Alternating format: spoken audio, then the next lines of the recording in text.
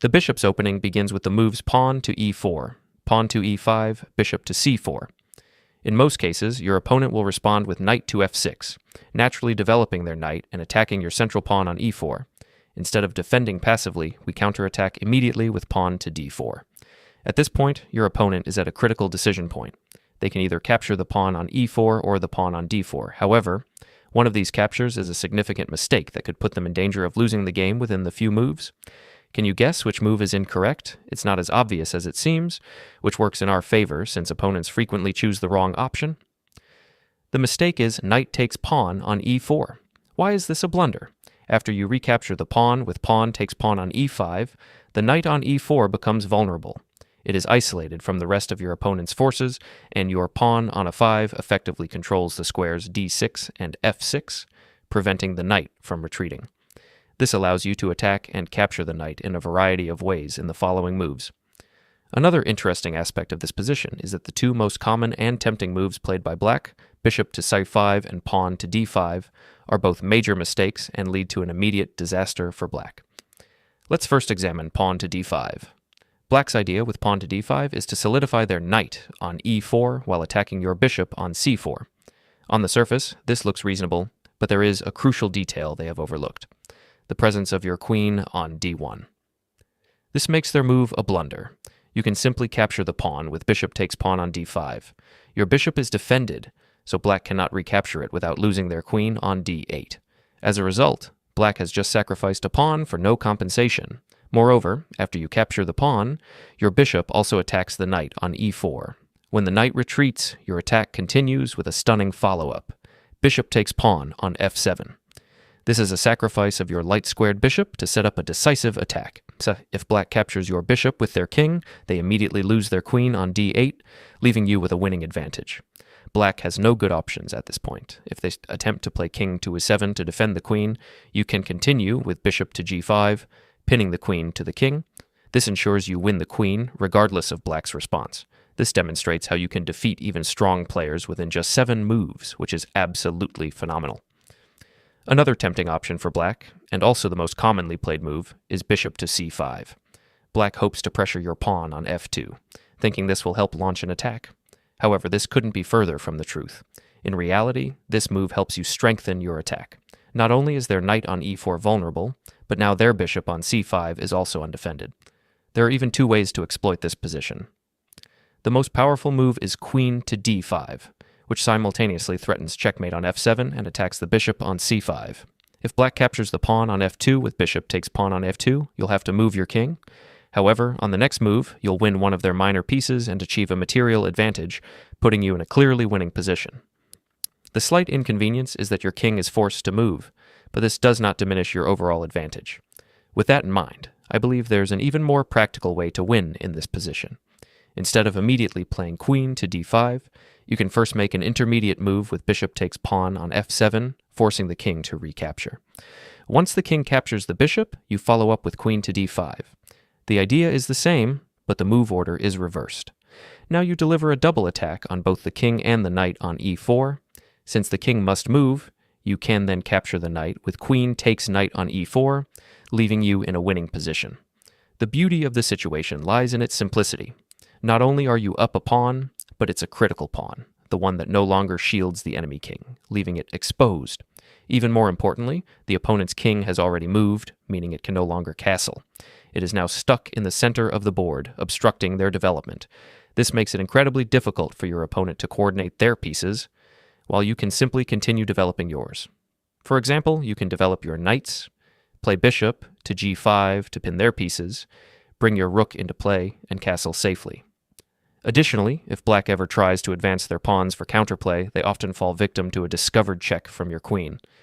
This leaves your opponent with no good options, and you can secure victory with straightforward moves. That's why I consider this approach the most reliable and guaranteed way to win the game. Now that we've covered the common response of black's knight capturing the central pawn on e4, let's discuss the correct move. Pawn takes pawn on d4. In this case, recapturing the pawn immediately. You should play knight to f3, prioritizing quick development and preparing for an aggressive attack, something we always aim for in gambit play. At this point, many opponents will choose to capture your pawn on e4. Why? because leaving it on the board can be uncomfortable for black. You can eventually push it forward with pawn to e5, chasing away their knight, or simply recapture the pawn on d4 later. Since you already have multiple attackers targeting the pawn on d4, it feels unsafe for your opponent. As a result, they often decide to take your pawn on e4, thinking there's no immediate danger. After queen takes pawn on d4, your queen enters the game early, but in a strong and active position. From here, you are set to launch a powerful attack, taking advantage of black's vulnerable setup. You attack the knight, forcing it to retreat. Let's say black plays knight to f6. After this, you continue with knight to c3. Although black is up a pawn, what does black do next?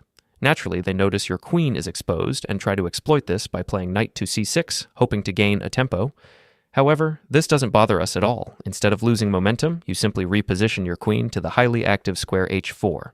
From queen to h4, your queen exerts pressure along both the h-file and the diagonal, which will be especially effective once your opponent castles kingside, as we anticipate. This positioning makes your queen a long-term threat. At this point, your opponent may feel confident in their position and continue developing with bishop to e7, assuming that your queen's activity is premature and can be neutralized. However, this assumption is far from the truth. You respond with bishop to g5, increasing pressure along the diagonal and targeting black's pinned knight on f6. Eventually, your opponent may feel compelled to play pawn to h6 to alleviate the pressure.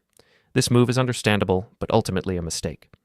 The pawn move does nothing to address the real threats, and the bishop on g5 remains untouchable due to the pin on the rook at h8. You can calmly ignore the threat and proceed with castling queenside. By castling queenside, you not only safeguard your king, but also activate your rook, placing it on the open d-file, where it can join the attack. At this point, black realizes they cannot capture your bishop on g5 because their rook on h8 is pinned. Instead, they aim to castle kingside, hoping to attack your bishop and force you to retreat or trade. However, we don't back down or trade. We sacrifice the bishop instead, with bishop takes pawn on f6, completely exposing black's king. After this trade, black's king is left wide open, and let's not forget that most of their pieces remain undeveloped and inactive. In the following moves, you can play knight to g5, followed by bishop to d3, setting up a devastating attack. From there, you can aim to deliver checkmate on h7 with your queen and other active pieces. One common mistake black might make in this position is playing knight to g4, hoping to force your queen to retreat. But we never play passively or follow black's expectations. Instead, you respond with the bold move, queen to g6, taking advantage of the fact that the pawn on f7 is pinned and cannot capture your queen. Now black is forced to move their king, leaving the knight on g4 undefended. You can then capture the knight with queen takes knight on g4, gaining extra material while keeping the king completely exposed. In response to the overwhelming attack, black may attempt knight to h7, which is a slightly better defense but still fails to save the game. Black's goal is to cover their queen and prepare for counterplay, possibly hoping to complicate the position. For example, they might anticipate bishop to g5 check, looking to trade some material. If you play knight takes bishop, they plan to recapture with the queen, hoping to stabilize the position. However, we shut down their hopes immediately with the brilliant move rook to d5. This move controls the critical square d5, preventing black's pieces from using it for counterplay. After rook to d5, black is essentially out of useful moves. If they play something like pawn to d6 to develop or gain space, you continue with the stunning move rook to h5. Suddenly, black's position becomes defenseless. On the next move, you deliver checkmate with either queen to h7 or queen to h8, sealing the game in a decisive and stylish manner. Thanks for watching.